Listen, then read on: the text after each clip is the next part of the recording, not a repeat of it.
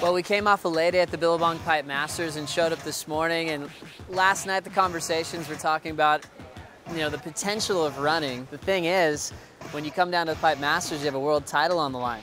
So Kelly Slater wasn't quite interested in running heats. The morning sickness went away, and then the conditions cleaned up, and we had amazing waves. I would never have dreamt to have a heat with Taj, with just us two out there with no one else out.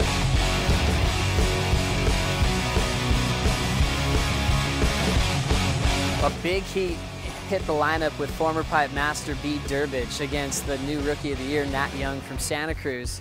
B. Durbridge took over the start of the heat. He got a 9.4 on that left-hander, came blowing out of the pit, and you could tell he was starting to feel it. He takes away the back door, ends up going down and perforates his eardrum. His whole equilibrium was shot. He still had the lead though when he left the lineup with over 10 minutes to go. That left Nat Young all alone out the back. He was able to find every wave that he wanted with an empty lineup to move on. I mean, everyone goes out there with the goal to win, so that would be the ideal situation, but I just want to get fun waves. I think the waves are going to get even better, and to surf out there with the other guys is special. Pulling in a big backdoor barrel, traveling, he's on the foam ball, can he find an exit? John Flores! I took off and I got into the thing and there was like a big foam ball kind of thing. I don't know what it looks like on the camera, but I felt like I kind of tried to lean back and go through it. Once I came through that, it was just like perfect and easy from there. And I was just so stoked when I came out.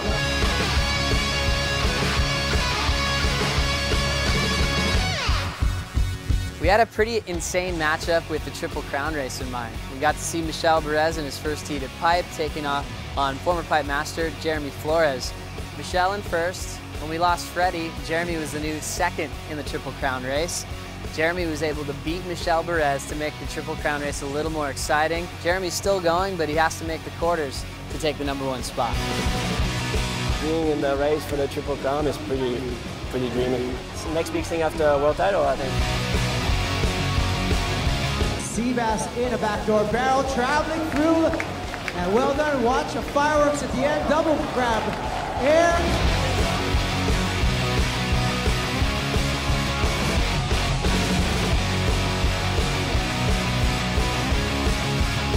It's kind of interesting on tour. You have guys get matchups with some of their good friends, and Dusty Payne and Joel Parkinson spend a lot of time together, usually traveling together. Every matchup, Joel gets the better part of it, but you could tell in Joel's post-heat interview, it was a tough win for him because he knew it meant much more than just beating him this year.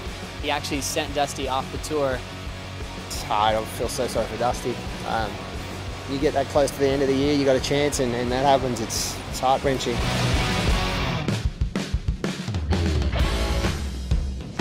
My whole concentration has just been surfing pipe and just trying to get out there every day and just, building that confidence out in the water and just trying to sneak in a couple under the local guys. The big heat was for Mick Fanning, world #1.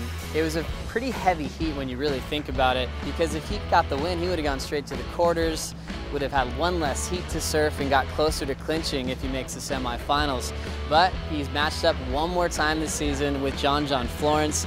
And John, with that home court advantage, the crazy skill to know where to be at the right time, took out #1 in the world, and he moves on to the quarterfinals. Mick into round 5. Here we go. Wow, Yaden in the barrel coming out. It was tricky out there, especially on the lefts, because there's so much wind blowing into it, and there's chop coming off because you're always getting bucked off. And that wave, it felt like it was big enough to handle those bumps. If that was smaller, I probably would have got bucked off into the lip, but had enough room in there where it could shoot me through, so I was stoked.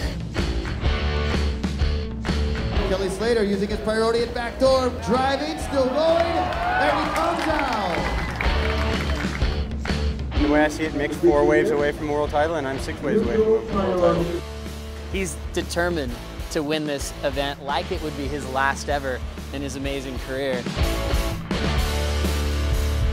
I mean, the heat before mine had 9s. We didn't get a lot of good waves. We make a couple good ones, but there's a lot of waves out there, and I think come Saturday, it's going to be really good. Marco at backdoor, look at this one.